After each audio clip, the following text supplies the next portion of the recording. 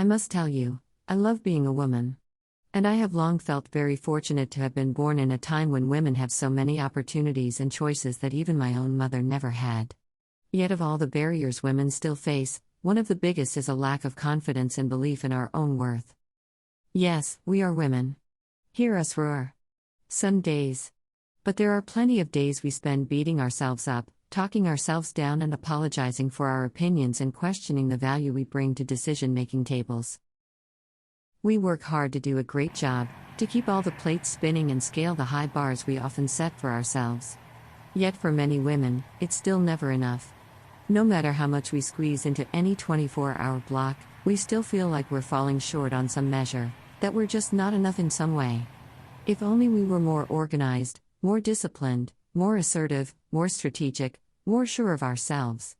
Maybe then we'd reach the top and make the mark we know, in our heart of hearts, we were born to make.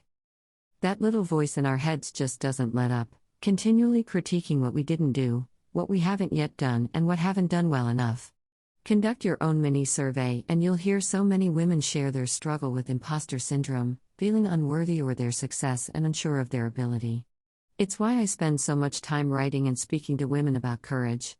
Because in the end, the only way to build the confidence we want is to step through our doubts and act as though we already have it. We simply can't wait until we feel brave to put our hand up for a bigger role, to ask for a promotion or voice an opinion others may disagree with. We have to take action, even amid our fears and misgivings that doing so may result in disapproval, rejection, or outright failure. Of course, not only women struggle with doubt. Men do as well. However, it's my experience that we women tend to doubt ourselves more and back ourselves less than the men we live and work with. It's why we must consciously decide to step into our own power and dare to do more than we think we're capable of doing.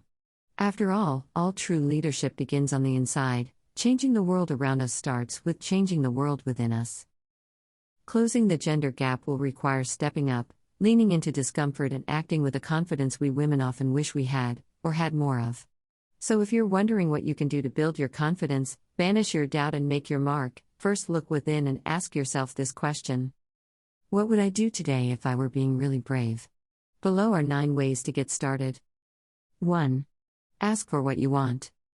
That's right. It's simple enough, but let's face it, too often we dilute what we ask for, or we don't ask at all for fear of appearing needy or being rejected.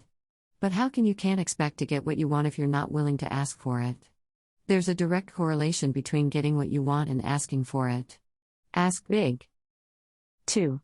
Say no. It's a short little word, but it's one many women struggle to say because we know it's not the answer people want to hear, and let's face it, we love keeping people happy. But if you're ever going to make your biggest mark on the world, you've got to learn to say no to the good so you can create space for great. 3. Own your worth. Too often our fear of appearing boastful keeps us from talking about what we're up to. Next time you're talking about what you do, talk about it in a powerful way that lets people know you see the value in what you do, even if they have yet to realize it. To quote Sally Krawcheck, it's time to own it. 4. Push back and stop apologizing for your opinion. Yes, you're a nice person and you're loath to be a troublemaker, but if all you ever do is nod your head, smile politely, and go along to get along, then you are selling yourself short. Way short.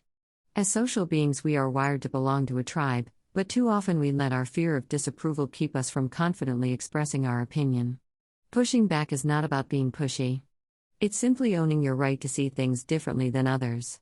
Sure, women have been called bossy or even bitchy for simply speaking their truth, but that doesn't mean you shouldn't speak up. 5. Be a daredevil. A research study by the University of California found that women are far less likely than men to engage in high-risk activities than men because we are more sensitive to the potentially negative outcomes. While this clearly has its advantages, for instance, women have a far lower likelihood of ever suffering a spinal injury, our lower risk tolerance also means we can be more reticent to take risks overall, including those which pose no physical danger at all and would ultimately benefit us. So if theirs is a goal you'd really love to achieve or something you want to change, embrace the discomfort of risk-taking, dial up your inner daredevil and just do it. 6. Ditch the guilt. Some guilt is healthy. Like if you haven't paid your taxes or you've done something that's violated a core value. Very often, though, our guilt is driven by social norms and rules that we've unwittingly bought into. Like that good mothers bake cupcakes for their children's school fair. If you're a working mother, you'll have had your own wrestling match with mother's guilt. But here's the deal: how can you teach your kids to go out and pursue their dreams if you aren't pursuing yours? You can't. Not with any credibility, anyway. So lay all the shoulds to the side and ask yourself, what is it that you would love to do so much that even if it pulls you away from your precious cherubs more often than you'd like, you know that they, as well as you, will ultimately be better off because you've done it. 7. Expand your circle. The more people who know who you are and what you want, the more people who can help you get there. So think about who it is that you'd love to build a relationship with and find a way to connect with them. As Debbie Kissier, former vice chairperson at Ernst Young, shared with me in our conversation below, seize every opportunity you can get to connect with people outside your current social and professional circle who have influence, insight, and networks that you don't. Never underestimate the impact of your relationships to open doors, expand your thinking, and fuel your courage to lean in and take a leap when it matters most. So don't be shy, get out there and get connected. 8. Change your story. Every day you live with a little voice in your head continually telling you who you are, what you can do, and just as importantly, what you can't. We all do. Yet while those stories you tell yourself are often a long way from the truth, they have the power to shape your life if you buy into them.